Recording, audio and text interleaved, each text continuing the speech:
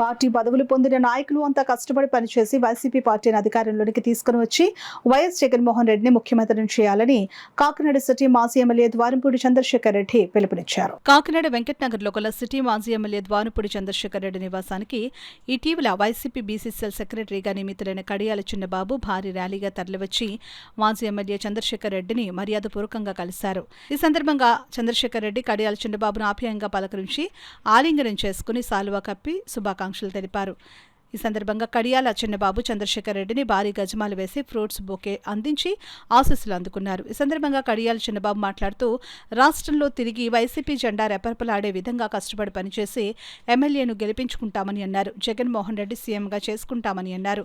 ఈ కార్యక్రమంలో కొప్పిశెట్టి శివ, గుత్తల సూర్యప్రకాశ్రావు, సిద్ధా శివాజీ, కట్ట అప్పలకొండ, గుత్తల నాగేంద్ర, కడియాల వీరబాబు, మేడిశెట్టి కృష్ణ, పాలిక గోవిందు, వినోద్, కడియాల సత్యబాబు, గైగులపాడు కడియాల యూత్ సభ్యులు పాల్గొన్నారు. నేను స్టేట్ బీసీసీఎల్ సెక్రటరీగా నాకు పోస్ట్ ఇవ్వడం జరిగింది.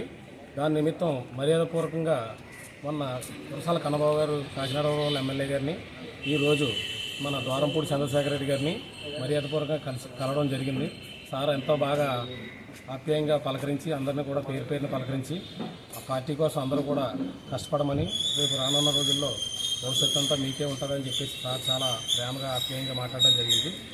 దానికి నిమిత్తం సార్ని కలిసి ఎంతో సారాలు చెప్పుకునే విధంగా నాకు ఇచ్చిన ఈ అవకాశాన్ని రేపు పొద్దున్న పార్టీకి అనేక రకాలుగా కృషి చేసి ఆ పార్టీని జగన్మోహన్ రెడ్డి గారిని సీఎం చేసుకునేలాగా మన పార్టీ ఎమ్మెల్యేలందరినీ కూడా నెగ్గించేలాగా కృషి చేస్తామని చెప్పేసి మా బీసీల నుంచి కూడా అందరం కూడా కష్టపడి పార్టీకి తెలివితోడుగా ఉండి పార్టీ ముందుకు నడిపించడానికి ప్రతి ప్రోగ్రాంలోనూ కూడా చాలా యాక్టివ్గా ఉంటూ పార్టీని రేపు పొద్దున అధికారంలో తీసుకురావడానికి మా వంతు కృషి పనిచేస్తామని తెలియజేస్తాం.